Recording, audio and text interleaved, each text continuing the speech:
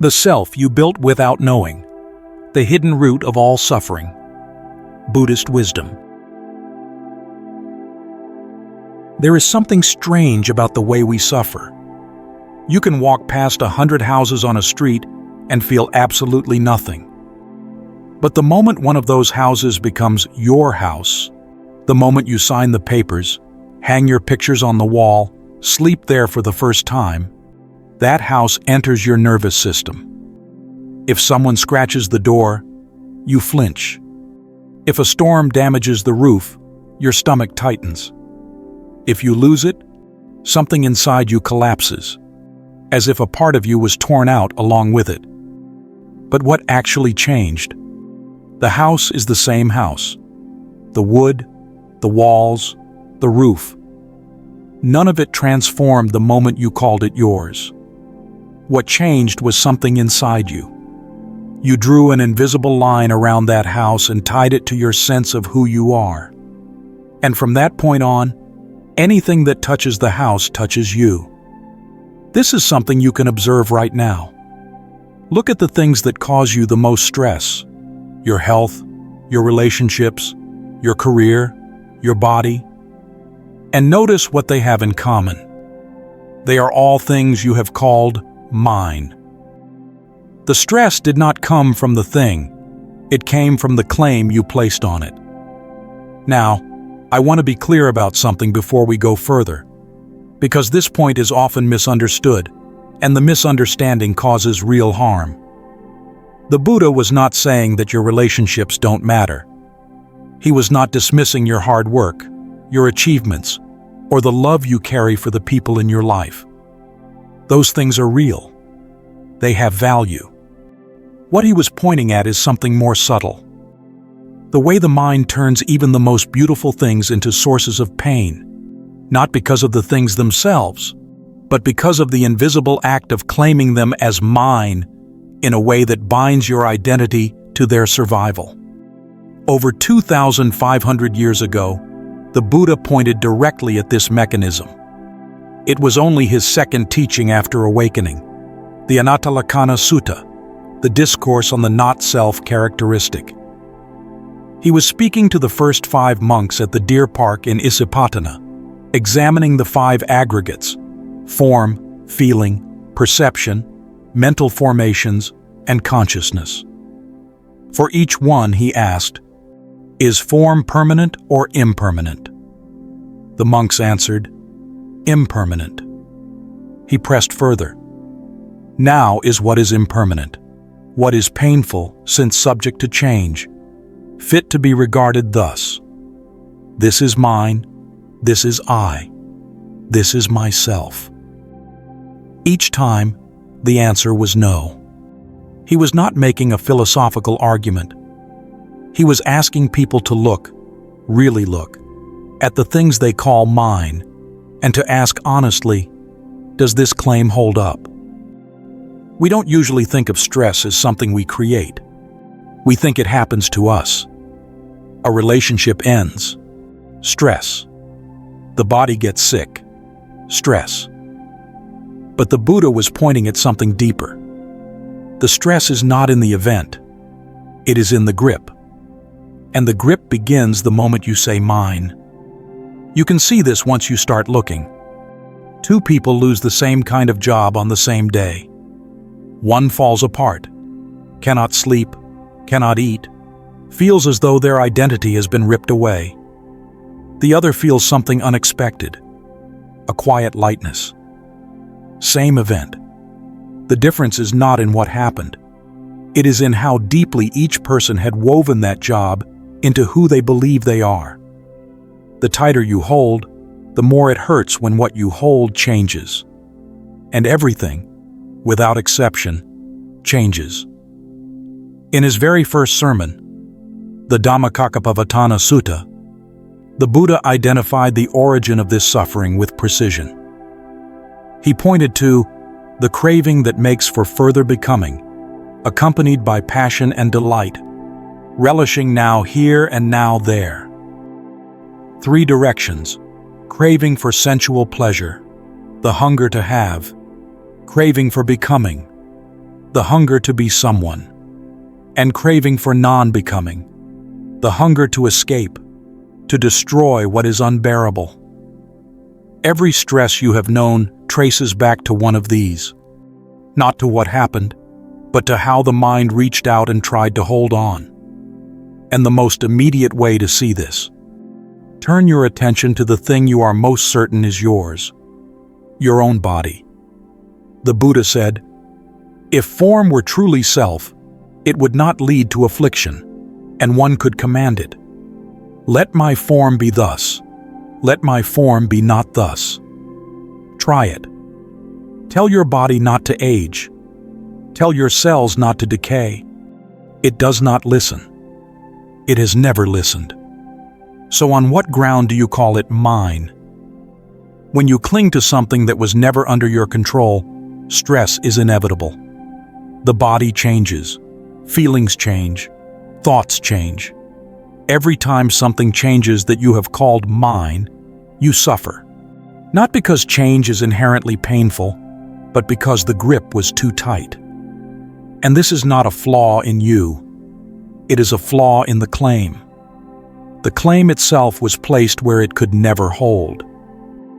The question is, who is doing the gripping? Who is saying mine? When you say my body, my life, my feelings, there is an assumption hidden in those words. The assumption is that somewhere behind everything, there is a fixed, stable me who owns it all. The body belongs to this self. The feelings report to this self. Life revolves around this self. But what if that self is not what you think it is? What if it is not a fixed thing that exists on its own, but something your mind has been quietly building moment after moment without your knowledge? Remember the three-part claim the Buddha asked his monks to examine: possession, identity, and selfhood. In the discourse on not self, he was not just pointing out that we cling. He was revealing the architecture of how we cling. First, we reach out and claim something as ours. Then we merge with it until it becomes who we are. And beneath both of these, there runs a deep, unexamined conviction that somewhere inside, there is a permanent me doing all of this. These three movements happen together, in the same instant, and together they construct what feels like a solid, undeniable you. But the Buddha did not ask anyone to destroy this self. He did something far more precise. He helped people see that this self was their own construction, assembled moment by moment, thought by thought, and that they had simply never noticed they were building it. In the Mulapariyaya Sutta, the discourse on the root of all things, he showed exactly how this works. He used the word manyati, to conceive, to imagine, to mentally construct. An ordinary person perceives earth as earth. So far, accurate. But then the mind does something extra. It conceives earth to be earth, conceives it in earth, conceives it as earth, conceives earth is mine, then approves earth. Do you see what is happening? Perception is simple. It just recognizes what is there.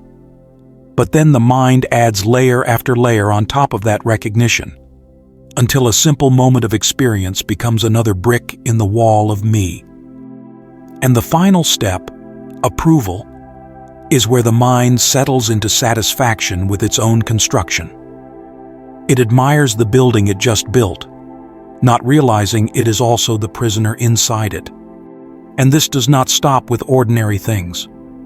The Buddha showed that the same pattern extends to creatures, gods, the highest divine realms, the dimension of infinite space, infinite consciousness, nothingness, even extinguishment itself. The mind of mine does not care what it grasps. It claims anything available, mundane or sacred, as material for building a self. Why? His answer carried no blame. Because they haven't completely understood it, I say. They are living inside a structure they built themselves. They have simply forgotten they are the builders. And when he described the Arahant, the fully awakened one, the contrast was striking. They do not conceive it to be earth. They do not conceive it in earth. They do not conceive that earth is mine. They do not approve earth. Same earth, same experience. But the entire chain of self-construction has stopped. Not through force, not through suppression, but through complete understanding. The building stopped because the builder finally saw what it was doing. Now, of the three movements, possession, identity, and selfhood, the second is often where the deepest suffering hides. When someone says, "I am the successful one," and that success disappears, what collapses is not just a circumstance. What collapses is their sense of who they are. When someone says, "I am the one who is loved," and that love vanishes, a part of them seems to be ripped away. The grief feels unbearable because the identification was so complete that the mind cannot tell the difference between losing a thing and losing itself. And that confusion is exactly the conceiving the Buddha was pointing to. But in another discourse, the simile of the cobra, the Buddha addressed this with startling directness. Since a self and what belongs to a self are not found as a genuine fact, he did not say the self is bad or must be killed. He said it is simply not found. When you look with honesty, behind the thoughts, behind the feelings, behind the body, you cannot locate a fixed, unchanging entity. What you find is a process, a flow, a continuous construction that gives the appearance of solidity, like a spinning torch that appears as a circle of flame. The flame is real. The circle is not. That recognition is not a loss. It is the beginning of freedom. You cannot lose what was never there. You do not need to protect what was never at risk. But if mine is how this self-construction shows up in daily life, is it the deepest root? Or is there something further down? There is a temptation, once you hear the teaching about mine, to think you have found the answer. That if you could just stop saying mine, everything would be fine. But the Buddha was too precise for something that simple. Mine is not where suffering begins. It is where suffering becomes visible. Think of a river. By the time you see it flowing on the surface, it has already traveled a long way underground, through channels cut through stone, pushed upward by pressures deep in the earth. The surface is where it shows itself, and mine is the surface of suffering, the place where you first notice that something hurts, but the current that feeds it runs deeper.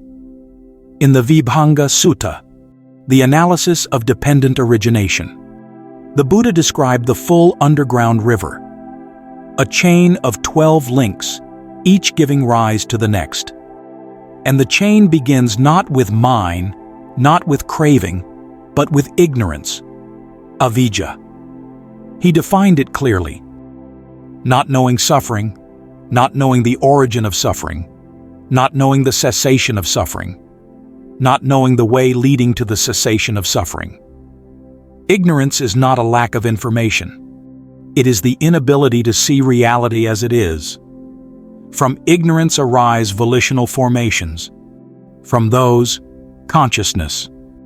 Then, name and form, the 6 sense bases, contact, feeling, craving, clinging, existence, birth, and finally aging, death, sorrow, lamentation, pain, sadness, and despair.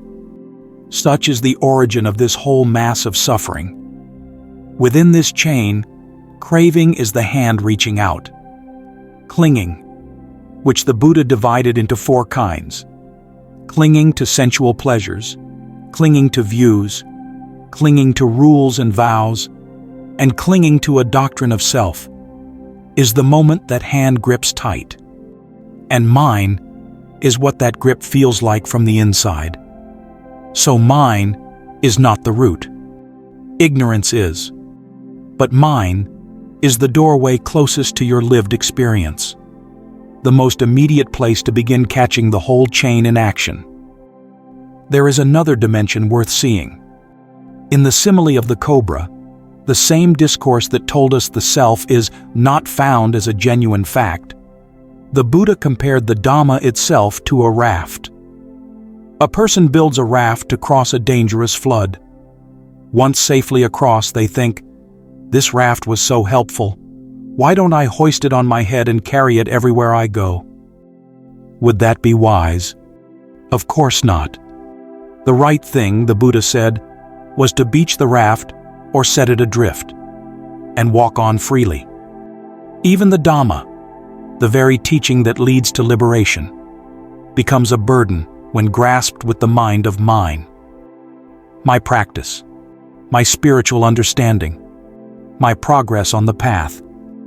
The moment you claim ownership over the medicine, it becomes another form of the illness. And as we heard in the discourse on the root of all things, conceiving mine extends all the way to extinguishment itself, the highest goal. Nowhere is safe from this habit unless it is clearly seen. This is not frightening. It is one of the most compassionate warnings in all of spiritual literature. The pattern of self-construction follows you everywhere, including into your deepest meditation, your most sacred moments, unless met with clear understanding. The solution is not to avoid spiritual practice.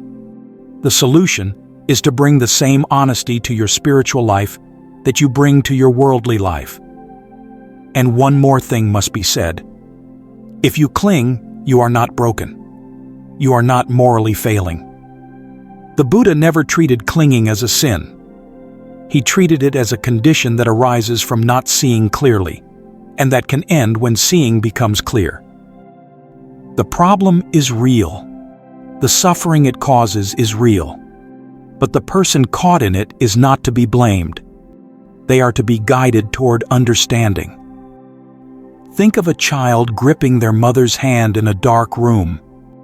The child is not wrong. The room is dark. Gripping is the only safety the child knows. You would not scold that child. You would not pry their fingers open. You would turn on the light. And once the light comes on, the hands open on their own. Not because you forced them, but because the child can finally see that the room is safe. The Buddha's path works the same way. It is not about forcing yourself to let go. It is about developing the clarity, slowly, patiently, with great kindness toward yourself, that allows the grip to loosen by itself. Almost everyone who encounters the Buddha's teaching carries a quiet fear. If I let go of everything, won't I become empty? Won't I lose the people I love? This fear rests on a misunderstanding. The Noble Eightfold Path does not begin with right renunciation. It begins with right view, samadhi, seeing things as they actually are. Think back to what happened at Isipatana. When the Buddha gave that second discourse, the one we began this conversation with, he did not command those 5 monks to let go. He guided them to look.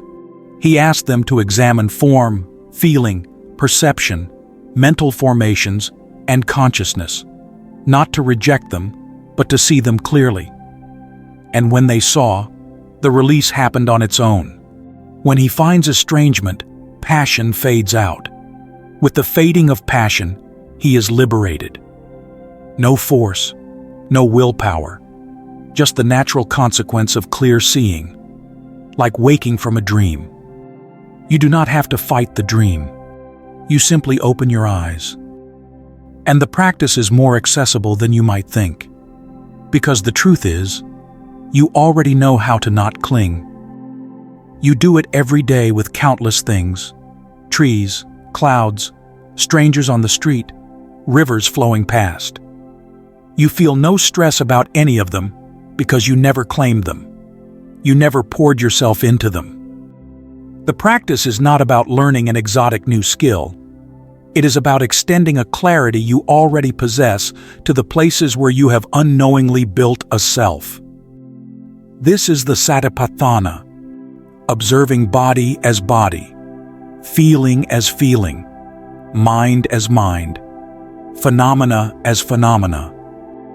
Not to become numb, but to see experience without the distortions of mind. Each moment of seeing is a moment where the construction pauses, and what remains is not void, but an awareness that is clear, open, and strangely at ease. And when mind begins to loosen, slowly, gently, through this kind of patient seeing, what happens is the opposite of what the fear predicted. You do not become cold. What falls away is not love. It is the anxiety woven into the love, the constant fear that the person you care about will leave, and their leaving will destroy you.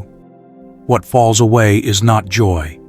It is the desperate clutching at joy, the attempt to freeze what is already moving. You still love, still feel, still care, but without being consumed.